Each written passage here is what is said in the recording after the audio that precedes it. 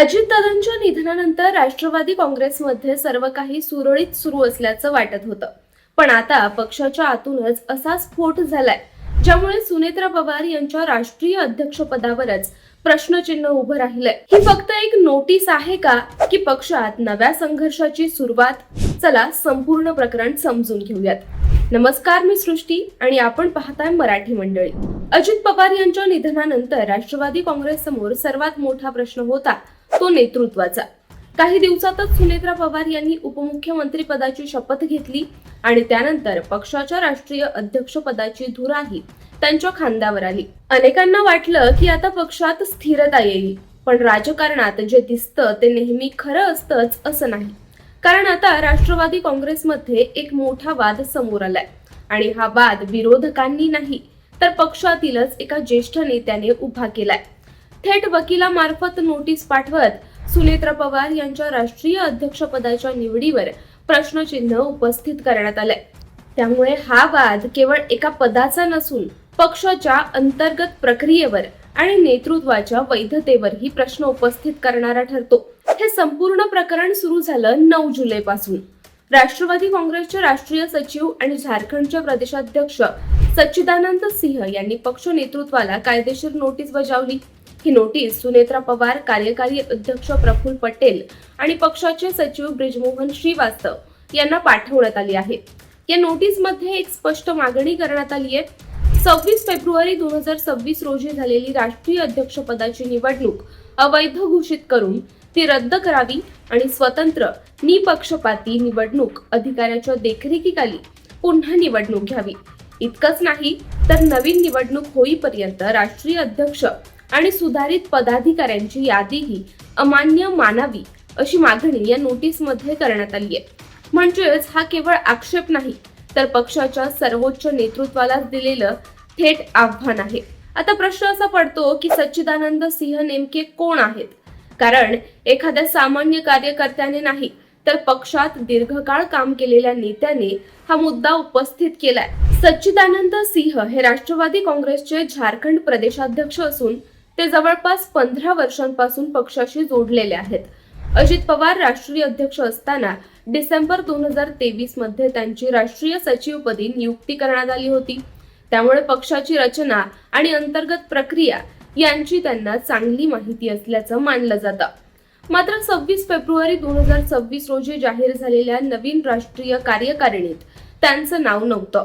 त्यानंतर त्यांनी आता थेट नेतृत्वालाच कायदेशीर आव्हान दिलंय. त्यामुळे या संघर्षामागे केवळ वैयक्तिक नाराजी आहे की खरोखरच घटनात्मक मुद्दे आहेत, यावर ही चर्चा सुरू झाली आहे. सच्चिदानंद सिंह यांच्या नोटीसमधील सर्वात महत्त्वाचा मुद्दा म्हणजे पक्षाच्या संविधानाचा. त्यांच्या म्हणण्यानुसार 28 जानेवारीला अजित पवार यांच्या निधनानंतर 17 फेब्रुवारीला निवडणूक आयोगाकडे सुधारित पक्ष घटना सादर करण्यात आली. त्या सुधारित घटनेनुसार नवीन राष्ट्रीय अध्यक्षाची निवड होईपर्यंत कार्यकारी अध्यक्ष प्रफुल्ल पटेल यांच्याकडे सर्व अधिकार असणार होते. मग सिंह यांचा प्रश्न असा आहे की जर सर्व अधिकार प्रफुल्ल पटेल यांच्याकडे होते तर राष्ट्रीय कार्यकारिणीची बैठक बोलावण्याचा अधिकार पक्षाचे सचिव ब्रिजमोहन श्रीवास्तव यांनी कोणत्या नियमानुसार वापरला? हा त्यांच्या नोटीसमधील सर्वात गंभीर आक्षेप आहे. याशिवाय त्यांनी आणखी एक मुद्दा उपस्थित केलाय.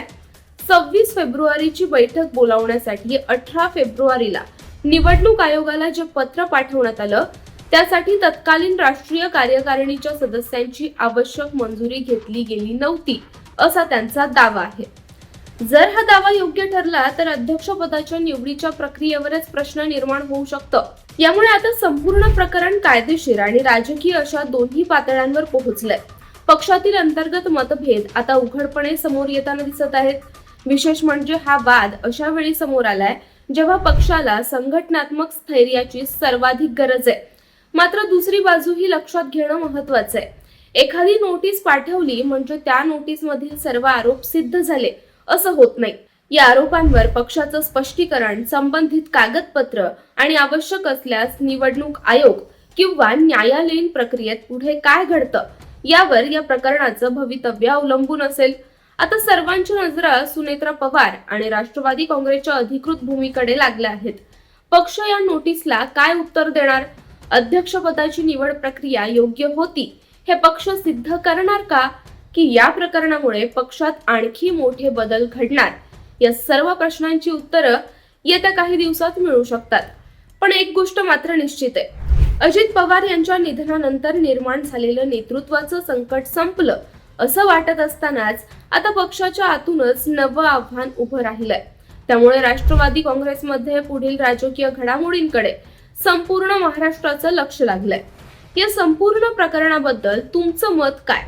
सच्चिदानंद सिंह यांनी उपस्थित केलेले मुद्दे योग्य आहेत असं तुम्हाला वाटतं का, की पक्षाची निवड प्रक्रिया नियमानुसारच झाली आहे?